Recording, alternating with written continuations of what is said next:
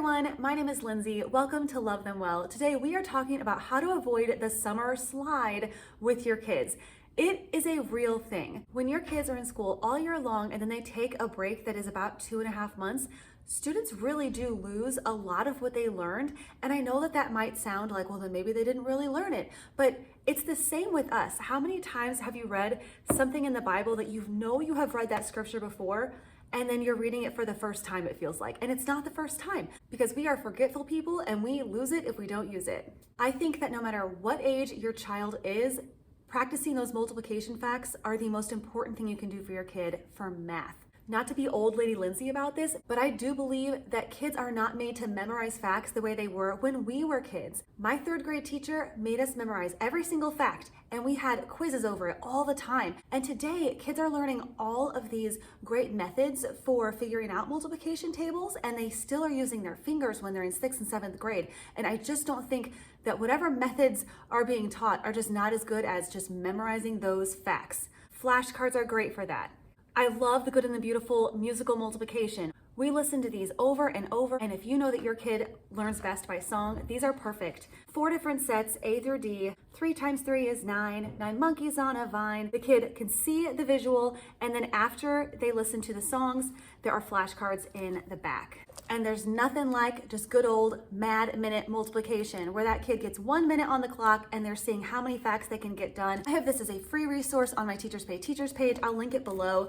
And inside, all different sets of the 1s, the 2s, the 3s, all the way till you get to some super levels.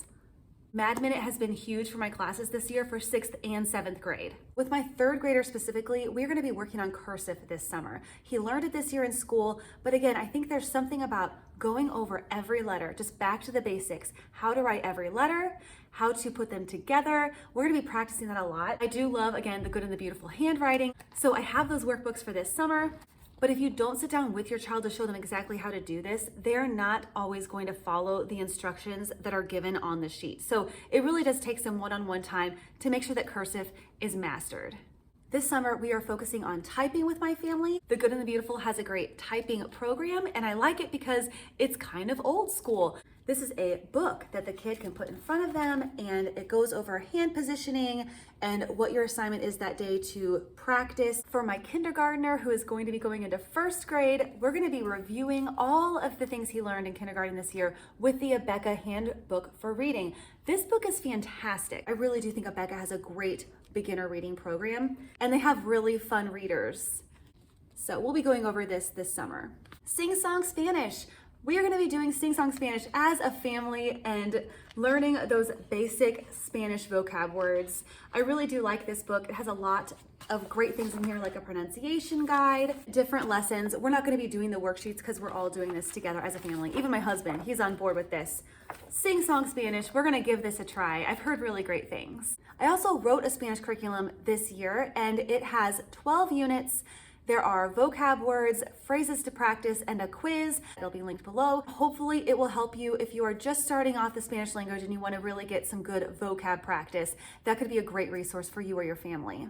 And if you do nothing with your kids academically this summer, just reading is the most important thing.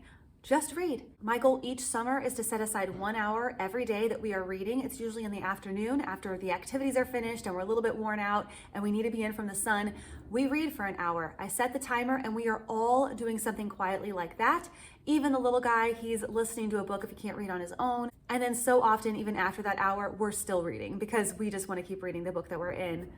So these are our academic summer plans: multiplication, typing, and cursive, and reading a lot of really great books.